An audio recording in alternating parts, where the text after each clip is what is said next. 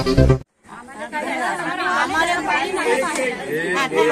महिला बोला फक्त, एक महिला बोला। आम्हाला ते काम ते काहीतरी विद्युत नाही चाललेलं, आम्हाला जसं आहे तसं होतो आणि आता बी राहील, मला मात्र त्याचा आमची दारूची भट्टी नाही पाहिजे। सावरगाव येथे महिलांचा देशी दारू चिल्लर विक्रीसाठी एल्गार।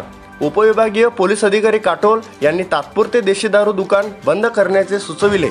नरखेड तालुक्यातील सावरगाव ग्रामपंचायत अंतर्गत वार्ड नंबर 4 मधील देशी दारू चिल्लर विक्रीचे दुकान ग्रामपंचायतने 3 वेळा विशेष ग्रामसभेत ठराव घेऊन दुकानाला विरोध दर्शविला असता दुकान त्याच जागेवर सुरू करण्यात आले।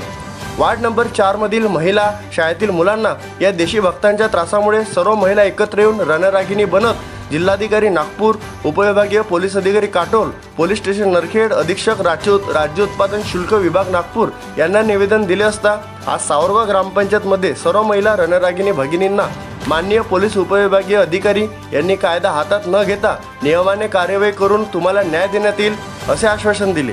माननीय तहसीलदार साहेब नरखेड यांनी सावरगाव येथील वार्ड क्रमांक 4 मधील देशी दारू चिल्लर विक्री दुकान बंद करण्याचे महिलांना आश्वासन दिले। पोलीस स्टेशन नरखेडचे ठाणेदार कृष्णा तिवारी साहेबांनी या निवडणुकीत काळात कायदा हातात न घेता आचारसंहितेचे पालन करून कोणताही गुन्हा घडू नये अशी दखल घ्यावी असे आश्वस्त केले। यावेळी गावातील महिला, पुरुष, माजी उपसरपंच राजू गिरटकर, सचिव अजय नितनवरे व लिपिक सुरेश कांबडी व इतर गावकरी उपस्थित होते। बघा, आता दारूची दुकान जी शिफ्ट झालेली आहे त्या अनुषंगाने महिलांमध्ये आणि पूर्ण गावांमध्ये रोज दिसून येत आहे त्या दिवशीपासून। ठीक आहे, आता जी शिफ्ट झाली आहे ती परवानगीने शिफ्ट झाली, परवानगीचा पत्र आहे।